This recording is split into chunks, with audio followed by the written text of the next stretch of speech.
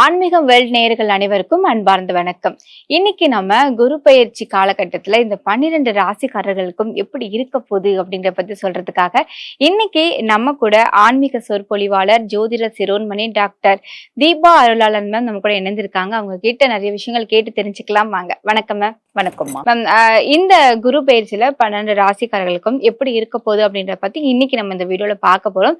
அதுக்கு முன்னாடி 12 வருஷத்துக்கு ஒருக்க குரு வந்து உச்சம் பெறாங்க. சோ இந்த குரு பெயர்ச்சியில ஒரு சிறந்த பலன்கள் ஏதாவது இருக்கு, அதை பத்தி எங்களுக்கு ஒரு வார்த்தைகள்ல சொல்லுங்க மேம். கண்டிப்பாம்மா. பொதுவா வந்து பாருங்க, குரு பகவான் ஒவ்வொரு ராசிலையும் ஒவ்வொரு வருஷம் சஞ்சாரம் பண்ணுவாரு. அவர் கடகத்துலதான் வந்து பாத்தீங்கன்னா உச்சம் பெற்று அமர்றாரு. அந்த விதத்துல வந்து பாத்தீங்கன்னா 1/6/2026 மிதுனத்துல இருந்து கடகத்துக்கு பயிற்சியாகி குரு பகவான் உச்சம் பெற்று அமர்றார். இதுதான் நீங்க கேட்ட கேள்வி. 12 வருஷத்துக்கு ஒரு முறை தான் அவர் கடகத்துக்கு வரணும், ஒவ்வொரு ராசியா டிராவல் பண்ணி. அப்ப இந்த குரு பகவான் உச்சம் பெற்று அமர்றது அப்படின்றது ஃபர்ஸ்ட் ஒரு ஸ்பெஷலான விஷயமா. எப்படி அப்படின்னா, இப்ப சனி பகவான் யார் யாருக்கெல்லாம் கெடுக்கணும் அப்படின்ற ஒரு விஷயத்துல இருக்காரு. அதாவது மேஷ ராசி அன்பர்களுக்கு விரைய சனி, 7 நாட்டு சனியா இருக்காரு. அதே மாதிரி பாத்தீங்கன்னா சிம்ம ராசி அன்பர்களுக்கு அஷ்டம சனியா இருக்காரு. கன்னி ராசி அன்பர்களுக்கு கண்டக சனியா இருக்காரு இல்லைங்களா. அதே மாதிரி தனுசுக்கு அர்த்தாஷ்டம சனியா இருக்காரு. அப்புறம் கும்பத்துக்கு பாத சனியா இருக்காரு. ஜென்மத்துக்கு மீன சனியா இருக்காரு. ஆக இந்த 6 ராசிகளுக்கும் கெடுக்கணும் அப்படின்னு ஏதோ ஒரு விதத்துல, ஒருத்தவங்களுக்கு 10%, ஒருத்தவங்களுக்கு 70%, ஒருத்தவங்களுக்கு 80% சொல்லலாம் வச்சுக்கோங்களேன். அந்த மாதிரி கெடுக்கணும் அப்படின்னு சனி பகவான் கங்கணம் கட்டின்னு இருக்காரு. இப்ப இந்த குரு பயிற்சியில ஒரு சூப்பர் டூப்பரான ஸ்பெஷல் என்ன அப்படின்னா, குரு உச்சம் பெற்று அமர்ந்து அவருடைய உச்ச பார்வை 9ஆம் பார்வை சனி மேல படுது. அப்ப சனி பகவான் யார் யாருக்கெல்லாம் கெடுக்கணும் அப்படின்னு ஒத்த கால்ல நிக்கிறாரோ அவங்க யாரையுமே வந்து பாத்தீங்கன்னா சனி பகவானால கெடுக்க முடியாது. காரணம் என்ன அப்படின்னா, குருனோட உச்ச பார்வை சனி மேல படுறதுனால சனி கட்டுண்டு கிடக்குறாரு அப்படின்னு சொல்லலாம். இது ஒரு பெரிய பெரிய பெரிய பெரிய பிளஸ்மா. ஆல்மோஸ்ட் சனி பகவான் வந்து பாத்தீங்கன்னா நல்லிஃபை ஆயிடுறாரு. இப்ப இது எங்களுக்குலாம் அஷ்டம சனி, ரிஷபத்துக்குலாம் அஷ்டம சனி வந்த காலகட்டத்துல குருனோட பார்வையில இல்ல, அப்ப கஷ்டப்பட்டோம். இந்த காலகட்டத்துல சனி நல்லா இல்லாதவங்களுக்கும் ஒரு பெரிய ரிலீஃப் அப்படின்னு சொல்லலாம். அதாவது 6/2026 இருந்து ஏறக்குறைய 2027 பகுதி ஆஃப் வரைக்கும், ஒரு 5ஆம் மாசம் வரைக்கும் இந்த சனினால வரக்கூடிய கெடுபலன்கள் எந்த ராசிக்குமே இல்லை. இது கெடுக்கணும்னு சனி வந்து கங்கணம் கட்டி இருக்கவங்களுக்கு நல்லது செய்யறாரு. இப்ப சனி நல்லது செய்யணும்னே நிறைய ராசிகளுக்கு இருக்காரு பாத்தீங்களா. ரிஷபத்துக்கு வந்து பாத்தீங்கன்னா லாப சனியா இருக்காரு. அந்த மாதிரி கடகத்துக்கு பாக்கிய சனியா இருக்காரு. இந்த மாதிரி ஒவ்வொரு ராசிக்கும் நல்லது செய்யணும் அப்படின்னே சனி இருக்காரு பாத்தீங்களா. அவங்களுக்கு எல்லாம் குருனோட பார்வை என்ன பண்ணும் அப்படின்னா, சனி இன்னும் கொஞ்சம் என்ஹான்ஸ் பண்ணும். ஆல்ரெடி நல்லது செய்யணும் அப்படின்ற ஒரு நிலைமையில இருக்க சனி பகவான், பொதுவா சனி வந்து பாத்தீங்கன்னா மந்தன் முடவன், நிதானமா தான் செயல்படுவோம். Slow moving planet. ஒரு ராசில இருந்து இன்னொரு ராசிக்கு போறதுக்கு 2.5 வருஷ காலகட்டம் எடுத்துப்பா. அப்படிப்பட்ட பர்சனாலிட்டி மேல குருனோட பார்வை விழுந்தால நான் உனக்கு நல்லது செய்யணும்னு முடிவு பண்ணிட்டேன், நிறைய சட்டு சட்டுன்னு பட்டு நல்லது செய்ய போறேன். இதுவும் ஒரு பெரிய பிளஸ்மா. ஆக ஆல்மோஸ்ட் எல்லா ராசிகளுக்குமே இந்த குரு பயிற்சி நிறைய நல்லது செய்ய போகுது அப்படின்றது நிதர்சனமான உண்மை. ஓகே, இந்த குரு பயிற்சி வந்து இந்த ராசி வந்து அப்படியே சூப்பரா இருக்க போறாங்க அப்படின்னா அது எந்த மாதிரி ராசி? எல்லாருக்குமே நல்லது செய்ய போதுமா. பிராங்கா சொல்லணும் அப்படின்னா எல்லா ராசிகளுக்குமே நல்லது செய்ய போகுது அப்படின்னு தான் சொல்லணும். அந்த விதத்துல ரொம்ப நல்லது செய்ய போறது யாருக்கு அப்படின்னா ரிஷபத்துக்கு எக்ஸ்ட்ராடினரியா நல்லது. 3ஆம் பாவத்துல குரு மறையிறானே அப்படின்ற விளக்கம் வந்து நம்ம ரிஷபத்துல பார்க்கலாம். அதே மாதிரி பாத்தீங்கன்னா துலாம்க்கு நிறைய நல்லது செய்ய போறாரு. மகரத்துக்கு, மீனத்துக்கு, இப்படி எல்லா ராசிகளுக்கும் ஆல்மோஸ்ட் நிறைய நல்லது செய்ய போறாருமா. கவலைப்படணும்ன்ற அவசியமே இல்லை. குரு பயிற்சி பலன்கள் வந்து சொல்லிட்டீங்க.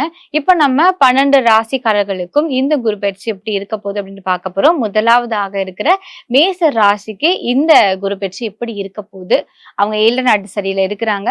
சோ இந்த குரு பயிற்சி உங்களுக்கு என்ன மாதிரியான பலன்கள் எல்லாம் தரும் அப்படிங்கிற பத்தி விளக்கமா சொல்லுங்க மேம். கண்டிப்பாமா. பொதுவா மேஷ ராசி அன்பர்களை பொறுத்த வரைக்கும் குரு பகவான் பாக்கியஸ்தானத்துக்கும் அவன் தான் அதிபன். அதே மாதிரி 12ஆம் பாவம் அயன சயன போஜனம் மோட்ச விரயஸ்தானத்துக்கும் அவன் தான் அதிபன். அவன் வந்து பாத்தீங்கன்னா இப்ப 4ஆம் பாவத்துல வந்து உட்கார்ந்துட்டு இருக்கான். 4ஆம் பாவம் அப்படின்றது சுகஸ்தானம். சுகஸ்தானத்துல குரு உச்சம் பெற்று அமர்ந்திருக்கார்.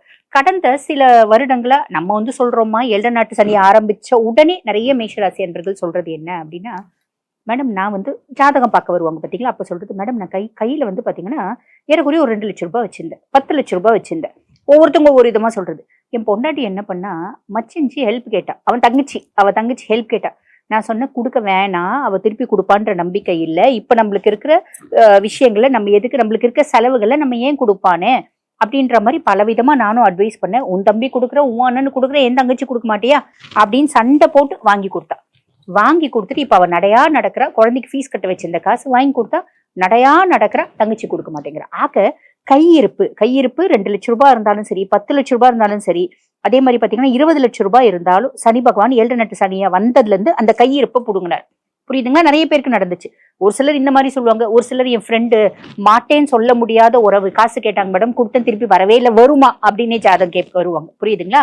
அந்த மாதிரி கையிருப்பு எவ்வளவு இருந்துச்சோ அது கரைஞ்சிச்சு. ரெண்டாவது வந்து பாத்தீங்கன்னா, மேஷம் வந்து பாத்தீங்கன்னா ராசி அதிபன் செவ்வாய்மா. அதுக்கும் மேல சூரியன் உச்சமடையக்கூடிய ராசி. சூரியன் உச்சமடையக்கூடிய ராசி அப்படின்னால மேஷம் எப்பயுமே குடும்பத்தை தன் கண்ட்ரோல்ல வச்சிருப்பாங்க.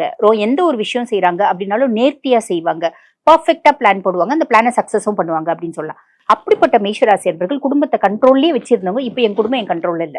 நான் என்ன சொன்னாலும் என் மனைவி கேட்க மாட்டேன்றாங்க, என் குழந்தைங்க கேட்க மாட்டேங்கிறாங்க அப்படின்ற மாதிரி ஒரு விஷயம் நடந்துட்டு இருக்கு சனி பகவான் பயிற்சி ஆனதுல இருந்து அப்படின்னு சொல்லலாம். அதே மாதிரி வேலை செய்யற இடத்துல கிணறு வெட்ட போதம் கிளம்புற மாதிரி மேடம், ஒரு நாளைக்கு ஒரு பிரச்சனை, ஒரு நாளைக்கு ஒரு பஞ்சாயத்து. வேலை செய்யற இடத்துல எனக்கு நிம்மதியே இல்லை, வேற வேலை தேடிடலாமா, வேற இடத்துக்கு போலாமா அப்படின்னு கேட்கிற மேஷம் உண்டுமா. அதே மாதிரி எதிர் வீடு, பக்கத்து வீடு, 3வது தெருல இருக்க 4வது வீடு எல்லாம் நான் போனா வணக்கம் சார், வணக்கம் மேடம் அப்படின்னு சொல்லுவாங்க. இது ஆண்களுக்கு பெண்களுக்கு ரெண்டுமே சொல்றேன். அப்படி சொல்லுவாங்க. இப்ப நம்ம போனா கூட நம்மள சாக்கிட்டு பேசுறாங்க, நம்ம போனா கூட நம்மள கண்டும் காணாம பேசுறாங்க. அப்ப நம்மளுக்கு சமுதாயத்திலயும் பெருசா மரியாதை இல்லை அப்படி சொல்ற மேஷம் உண்டு. அதுக்கும் மேல சனி பகவான் பயிற்சியான கொஞ்சம் காலகட்டத்துல எனக்கு எலும்பு சார்ந்த பிரச்சனைகள் வந்துருச்சு மேடம், ஹெல்த் இஷ்யூஸ் ஜாஸ்தியாச்சு, மருத்துவ செலவு அதிகமாச்சு, இப்படி நிறைய மேஷராசி அன்பர்கள் கம்ப்ளைண்ட் பண்றாங்கம்மா. இது எதனால அப்படின்னா சனி பயிற்சி 7 நாட்டு சனியா வந்ததுல இருந்து அப்படின்னு சொல்லலாம். இப்ப இது நம்ம திருக்கணித பிரகாரம் எடுத்தோம் அப்படின்னா 2025 மார்ச். இப்ப நம்ம வாக்கிய பிரகாரம் எடுத்தோம் அப்படின்னா 6/3/2026. இது வந்ததுல இருந்து இந்த மாதிரி கான்சிக்வன்சஸ் வந்து மேஷராசி அன்பர்கள் கஷ்டப்படுறாங்க, ஃபேஸ் பண்றாங்க. ஆனா இப்ப நம்ம இப்படி சனி பயிற்சி ஆனதுல இருந்தா நம்ம சொல்றோம் அப்படின்னு வச்சுக்கோங்களேன். இல்ல மேடம், 5 வருஷமாவே பிரச்சனை, 10 வருஷமாவே பிரச்சனை அப்படின்ற மாதிரி சொல்லுவாங்க. அது ரீசன் என்னன்னா சுய ஜாதகத்துல நடக்கக்கூடிய தசையை பொறுத்து.